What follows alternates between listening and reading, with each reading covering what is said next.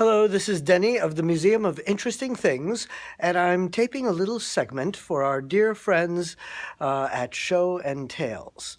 So the Museum of Interesting Things is doing its Speakeasy tonight, so I can't be there at the event, but I know you're doing a hat theme, so I'm wearing a classic Tibetan hat, although I've customized it a little bit by pulling it in a little and making it a little more interesting, because of course when you run the Museum of Interesting Things, you have to make things a little bit more interesting.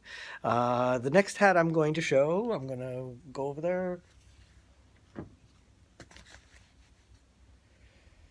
So now I'm wearing a classic military hat from the United States Army. We have a huge hat collection in the Museum of Interesting Things. We have a Doomsday show, which is the Cold War, World War II, and the space race. And there's a lot of hats that I have for that one. And this is one of those hats.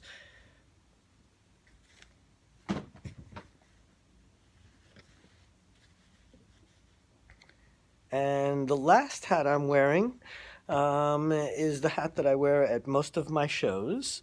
This is the Gent hat. It is a classic hat for a gentleman, a gent hat. Not quite a top hat, more flat, a little shorter than a top hat. I felt it had a more elegant look to it, hence the name Gent.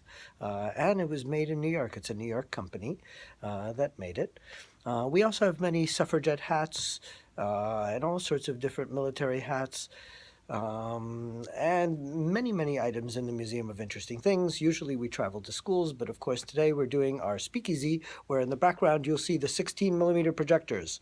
So I miss you guys over at Show and Tales. I wish I could be there. Your work is beyond brilliant.